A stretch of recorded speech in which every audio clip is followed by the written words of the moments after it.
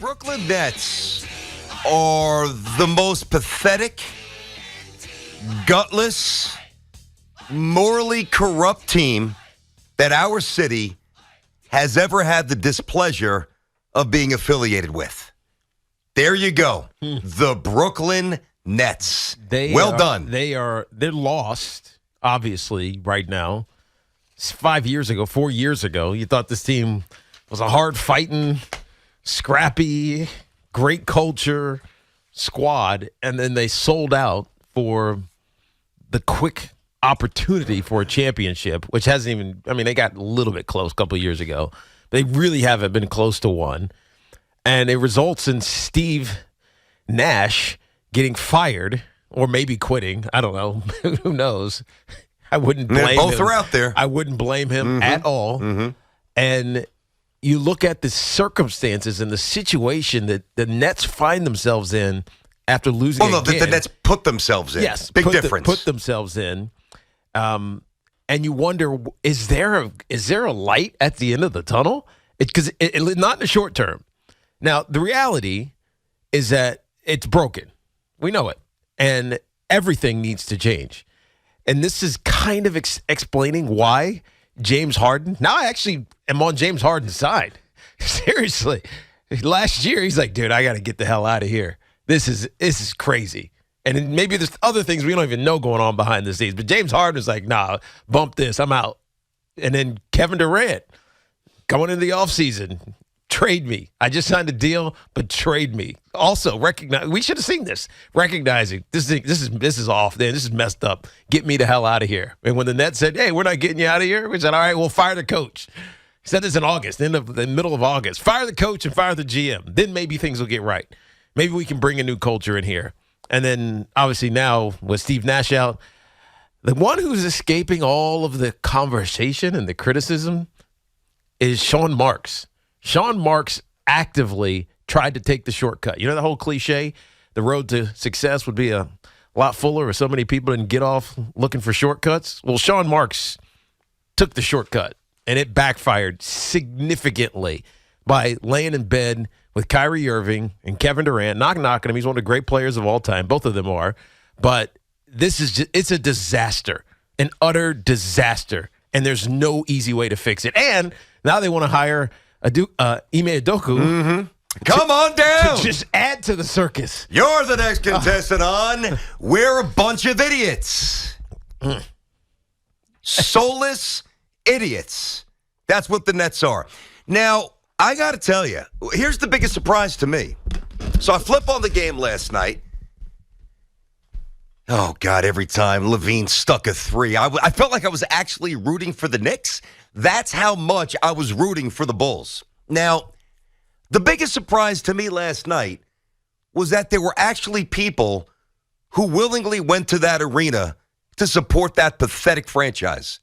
That's what's the most surprising thing to me. You know why, though? Well, I know why, because it's already paid for, et cetera. But I also think it hasn't quite caught up yet. Well, I disagree there. I think that there needs to be some finality, which maybe the spineless commissioner could actually do something about at some point today. What rock is Adam Silver hiding under? Hey, commish, this is when your league needs you. Stop hiding. Here's what I would do if I owned the Nets. In all seriousness, Sean Marks, you're fired.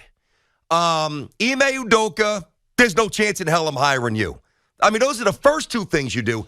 And the next thing that must be done, Kyrie Irving must be put on paid suspension list. I know there's CBA stuff you got to figure out. So let the legal nerds figure it out and get his ass off the court. And now I got to go to Joe Tsai. Dude, this is your reputation. This is your franchise. This is in many ways your legacy. And I'm sure it's destroying them. But when you do nothing about it, actually, no, pardon me, you do. You're compounding it if you hire Udoka, who, by the way, is a great coach. Listen, I have loved, you know this, Tiki. This is coming from somebody I used, and I still do, but I loved the NBA. Dominique Wilkins posters, MJ posters, slam dunk contest in my backyard. Every new sneaker that came out, I had it, right? And I've rolled with and many of you have not, and I respect this, I have rolled with the construction of super teams that's challenged the competitive integrity of the game. I have rolled with the exorbitant contracts because they're amazing players, and I don't begrudge somebody for getting $1. I have hung with the 70-ish three-point shots a game. I have hung with the no defense optional to the fourth quarter. I've hung with a small army every year of one-and-done kids who have no idea how to play pro basketball, but they're 19 years old and they're a first-round pick and they're not ready for a couple of years. I've hung with all that. How do you hang with selective outrage over matters of race or other persuasions? How do you roll with that willingly? Now, and I get this, and I feel terribly for the Net fans who paid a lot of money, man, to get these tickets. So it's easy for me to say don't go. I get that. But you got to understand, just like Kyrie Irving protested that he was not promoting the movie by putting it on social media, we all understand that is, of course, a direct form of promotion. In a lot of ways, and I'm by no means am I coming at you, the consumer, but you got to understand this. When you walk into that arena last night, if Kyrie Irving is on the court, you are promoting on some level or not even tacitly co-signing what he's about and what the Nets are about. I'm going to say it again. The Brooklyn Nets are really the most, and stop me whenever you need to stop me here. I don't know how much more I can have at this home. The most morally corrupt franchise I have ever seen in my lifetime in this city. It is wave after wave after wave of sacrificing scruples and morals, and they made their own bed, and they deserve what they're getting. At the end of the day, it is their job to be entertaining and to try to put a winner on the court. That's what it comes down to. And I guess at some point you also have a responsibility to the community that you're a part of. Now, I want to back up. This is a private enterprise. They can go do Joe Tsai and writ large the NBA. They can go do whatever the heck they want. They can do whatever they want. They can promote whatever they want. They can say whatever they want. But the backlash it will come. And what I meant by it hasn't caught up yet is that the negative perception that is building, you just feel this pulse of negativity descending upon the Nets. It hasn't hit everybody yet. Right? They know what's going on. They know about the Kyrie thing.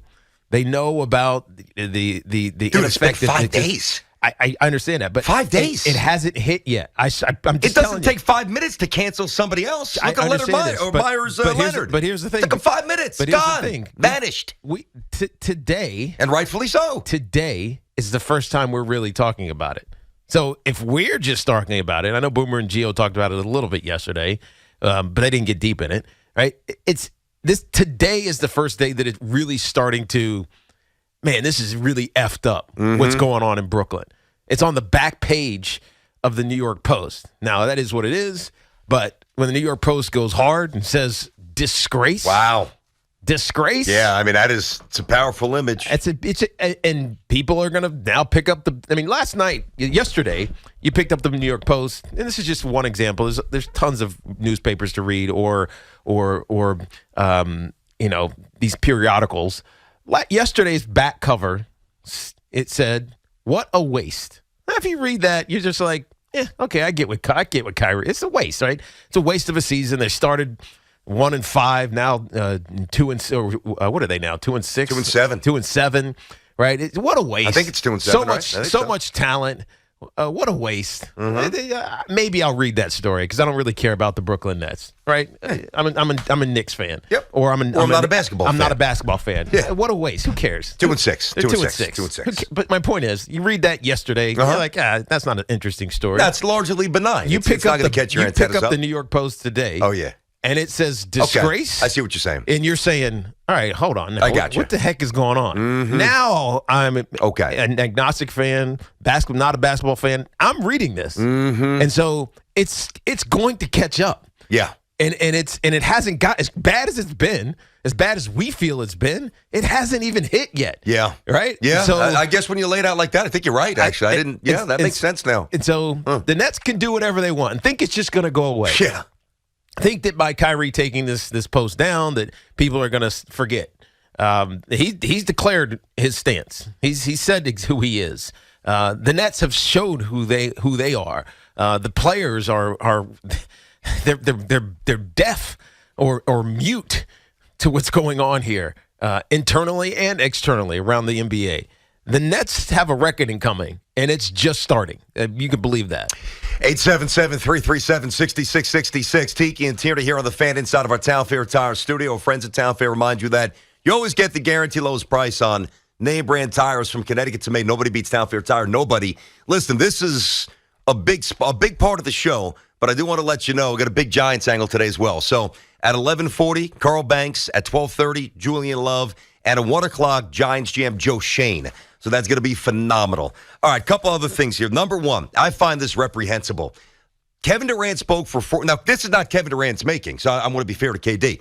But Kevin Durant spoke for 4+ minutes last night because the Nets were too gutless to make Kyrie Irving available to the media, right? Yeah. Which is pathetic. You can't shield somebody when it comes to this stuff, right? Not a single reporter, nobody asked Kevin Durant his thoughts on his teammates posting and what's going around with the franchise. That is reprehensible, number one. Now, let me read. I told you before at the start of the show, Sean Marks needs to be fired, okay? Mm-hmm. And let me tell you why. In addition to all the multitude of bad basketball decisions he's made, listen to this moronic quote.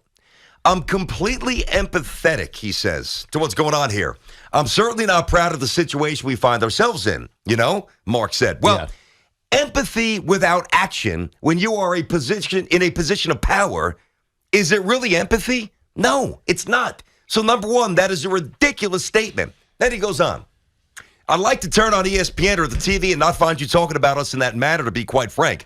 I'd like to get back to basketball. Well, I got news for you, Sean.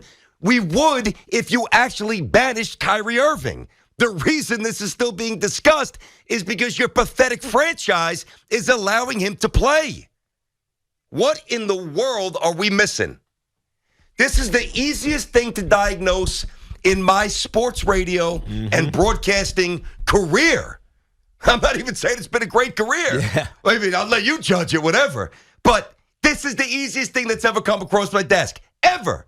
The Nets have played, 4 games and, 5, 6, whatever it is. Kyrie Irving's played every night.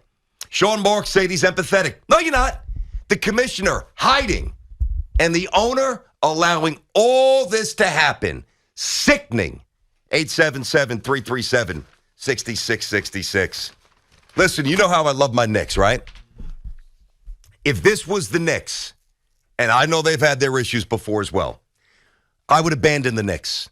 I would abandon the Knicks until the player involved in this firestorm was gone and the GM who oversaw this was gone. I would just not root for him. And you bet your ass I wouldn't go to a game. Tiki and Tierney on the Fan.